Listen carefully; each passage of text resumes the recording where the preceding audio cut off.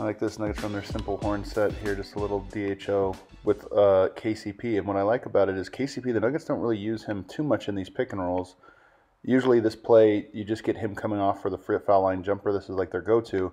But him being able to run the pick and roll and get it to Jokic here is big, in part because oftentimes on the other side are going to be your best three-point shooters. In this case, Bones and MPJ. I mean, this could be Murray, Gordon. You're just creating a lot of gravity over here off ball. So you're creating a 2-on-2 game on one side of the court. And if you have a secondary or third tertiary ball handler here that can make that pass to Jokic on the regular, I mean, that just gives Denver another like easy, basic horns action that gets them that A-plus quality looks right at the rim. A little split action. KCP, good pocket pass. It's one of the values of MPJ's jump shooting is even when you close out on him, like you have to like fully commit. You can see here, he's really good off the catch and shoot. So even when you close out and there's no space, you have to like compromise your defensive positioning by getting even closer and getting a hand up. Otherwise, he just elevates in your face. HUERTER is a decent defender and he's tall. I mean, you can see, you know he's not going to block this, but just by virtue of having to be in like this spot, MPJ knows he can get the shot off cleanly. Sniper. I love Michael Porter here. You're going to see they've been helping from one player away. You're going to see here, he goes to set the flare screen now, and you're going to make the help now on the post because they've been doubling the post. You're going to make it confusing. And you're going to see all he's doing here now is waiting to see. Once the defender goes to double, he slips to the basket. And honestly, Yoke could have gone to either guy here, but he goes to Zeke. But it was a great read, I thought, by Michael Porter here. Watch. Double goes, slip, in the pocket, put them in an impossible spot. A really good example of Zeke's just like slow read on things. So here he is playing, you know, your base defense, man-to-man. Ball goes long, like a little bit of a crazy sequence here. Loose ball. All right. Scramble situation. Now everything's out the window. Everybody just find a man, right? 8 seconds on the clock. See guys pointing. Got a guy here, here, here. Look at Zeke. Oh. Just no aware situation, like, all right, ball secured. What do you do now? Where is he? I mean, what scenario would he be coming out here to bump Bones off? I mean, and then he's like, oh, crap, it's, yep.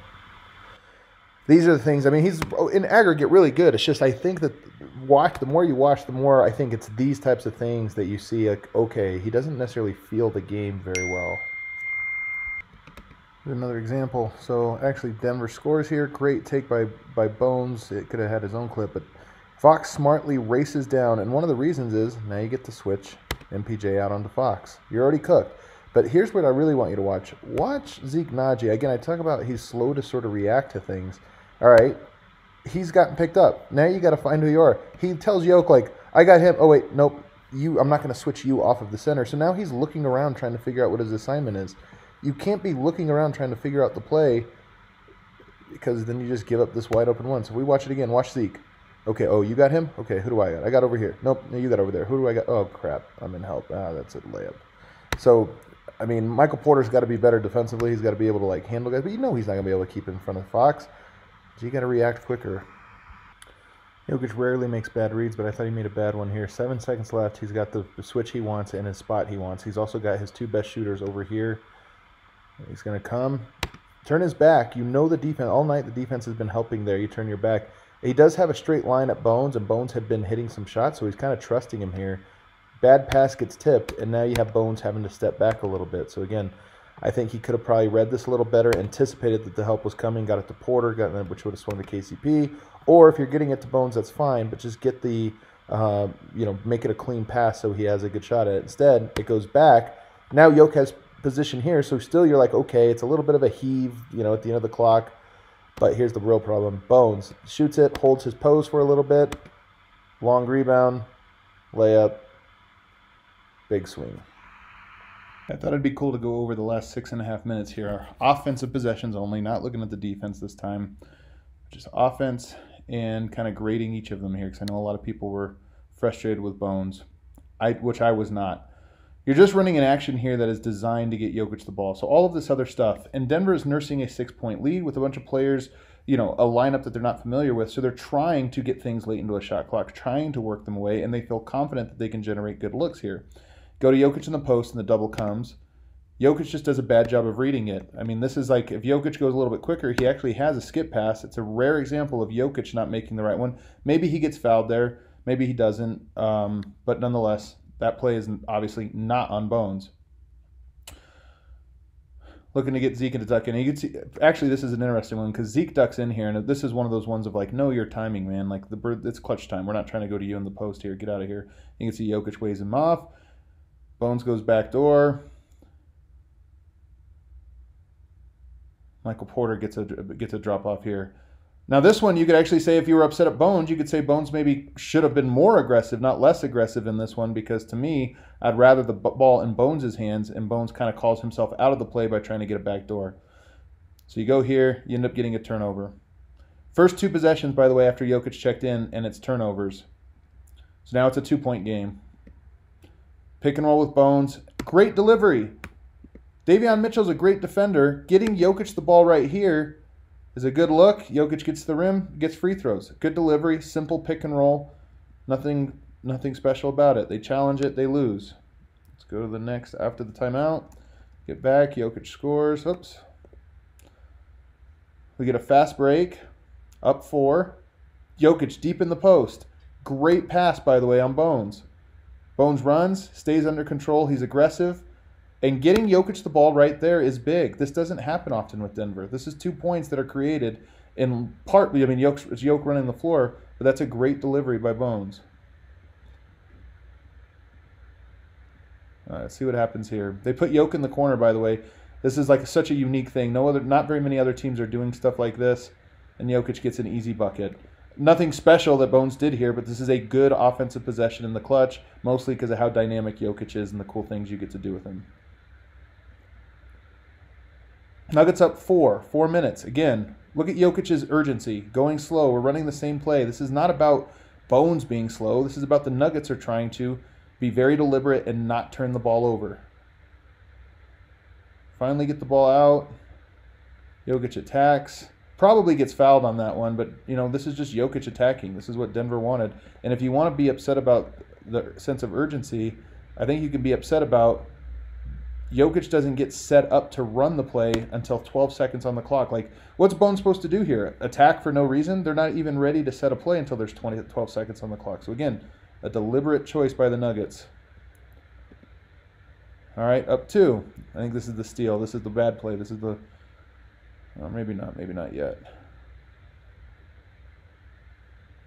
Just trying to get a good look at a pick and roll. Get it to Jokic at his favorite spot. He drains it. Job well done. Again, trying to be deliberate. The key is to not turn it over. Denver's getting no stops, so they have to score every single time down the court. Again, Jokic's telling everybody where to go. The lack of urgency is deliberate.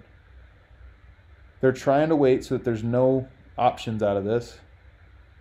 Jokic makes a great play. So this time, after the pick and roll that they just scored with getting Jokic the ball, you can see Sabonis is reading it. He's playing further up the court. He's out of position, and the paint's open.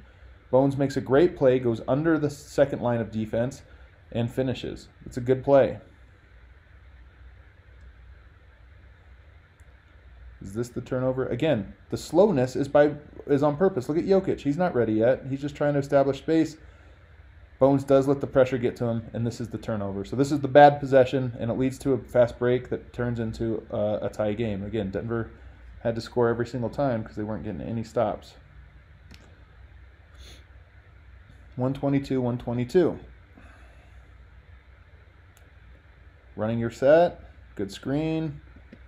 This is the one where, to me personally, with this lineup, I would love to go to Jokic every single time. I didn't feel that Trey Lyles was too sunk in there, although he is sunk in a little bit because they went to Jokic so many times in a row. So you get it to your three-point shooter who's squared up. I probably would have swung it one more time. To say this is a bad shot, I didn't like it. But again, I don't think this is the fault of anyone. Like, he missed the shot, he airballed it, but I don't think it's Bones screwed up or KCP shouldn't have taken that one. It's just, it is what it is. High pick and roll. So now there's a sense of urgency, right? Because now you're down. Instead of before where you're just trying to like play them even, now you're going early. get the ball to Jokic at the middle of the court, and he gets all the way to the rim. Successful offensive possession. All right, you get scored on again because you get 0 stops. So you got to score again. It's like 8 times in a row you've been forced to score again. Again, just trying to get into your offensive set. Get it to Jokic, gets it there, and makes a perfect read. That's not an easy read. First of all, you're getting hounded up at top. Get it to Jokic, give and go. Jokic gives it back, and a great read from Christian Braun, but also a great read from Bones to pass on the move in a way that gets a dunk generated off of good basketball. Now it's tied. 27 seconds left. What can we get out of this timeout? You're going to, by the way, there's a 4-second differential, 3-second differential. The #1 goal here is to give the ball back to the Kings with as little time as possible, and the secondary goal is to score, meaning you don't want to go too early and allow them to run a full play. So you can see Yoke's wasting time. He knows. You don't want to go too early. 9 on the clock. He's still not going. He's still not going. Okay, now we'll go because we know exactly how long this play takes. Great job by Bones here. You're going to see him. Originally looks like he's going to stop and get it to Jokic where he got it before, and he drags Sabonis back for a half second, then drags him forward even more, and delivers it to Jokic in a great spot. What more do you want than to get the ball to your best player in the paint for this shot that he goes in almost always? It just didn't this time. So to me, that was the entirety of clutch time. He had the one bad turnover where Davion Mitchell just ripped him. Outside of that, there wasn't a single bad possession or decision that he made that I think cost Denver any opportunities to score.